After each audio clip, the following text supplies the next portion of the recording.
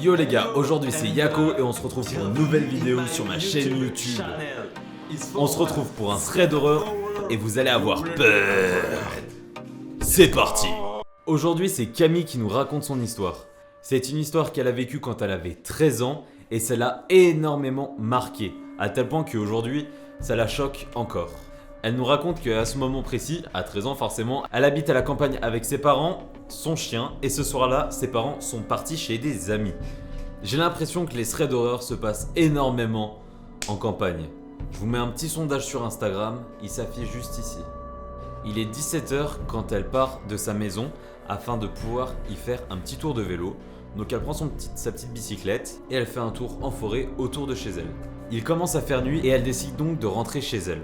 Sur le chemin, elle croise un couple qu'elle salue car Camille est très polie. Après les avoir dépassés, elle entend un cri strident.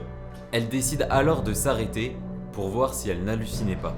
Sauf que lorsqu'elle s'arrête, elle entend de nouveau le même cri strident. Elle décide donc de rentrer chez elle le plus rapidement possible. En arrivant, elle s'enferma à clé, perturbée par ce qu'il vient de se passer. Mais malgré tout, au bout de quelques heures, cette histoire lui sort de la tête. Jusqu'à ce que vers 21h, elle décide alors de se faire à manger et en même temps de sortir son chien dans le jardin. Quelques minutes plus tard, son chien commence à aboyer comme jamais. Elle a tout d'abord pensé qu'il avait vu un lapin et c'est pour ça qu'il a commencé à énormément aboyer. Mais lorsqu'elle regarde par la fenêtre, elle le voit qui fixe un coin bien précis dans la forêt en aboyant. Elle décide alors de sortir et d'essayer de l'apaiser, de le calmer.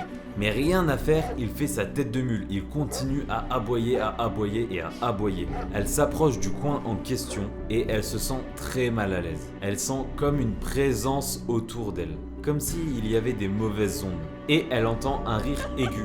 À ce moment, elle appelle son chien et il s'enferme en sécurité dans la maison. Elle décide alors d'envoyer un message à ses parents afin de prévenir qu'il y a quelque chose de pas normal. Sauf que, malheureusement pour elle, ses parents ne répondent pas. À peine elle a eu le temps de poser son téléphone qu'elle entend frapper à la porte. Elle regarde par l'œil de Judas et voit justement le couple qu'elle a salué juste auparavant.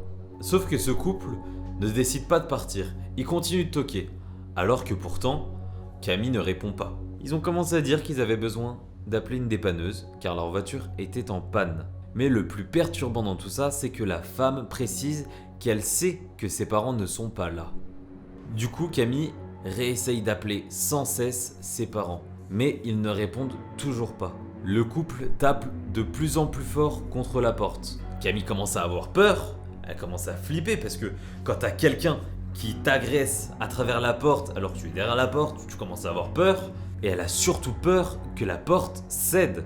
Donc elle décide de se précipiter dans la cuisine afin de prendre un couteau au cas où. Elle a par la suite vite pris son chien et elle s'est vite enfermée à clé dans la salle de bain.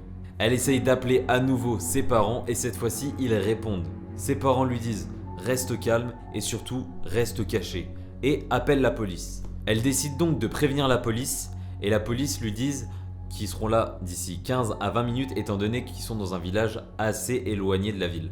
Mais par la suite, Camille entend une vitre se briser et elle entend à nouveau ce rire maléfique. Le couple entre à l'intérieur du domicile et se met à chercher Camille. Elle essaie de se faire discrète, toute petite, sauf que son chien, à ce moment-là, décide d'aboyer. Le couple arrive devant la salle de bain et il tape contre la porte. Mais la porte résiste, elle reste cachée, elle se fait toute petite et refuse d'ouvrir, ce qui est normal. Au bout de 10 minutes, la police arrive et arrête le couple. Ses parents, eux, sont rentrés quelques minutes après. La police les a recontactés et il leur a raconté que ce couple était connu par le service des forces de l'ordre pour des affaires de vol et de kidnapping. Donc Camille a eu très chaud ce soir-là. Donc conclusion, faites attention quand vous êtes seul à la maison, prenez soin de vous.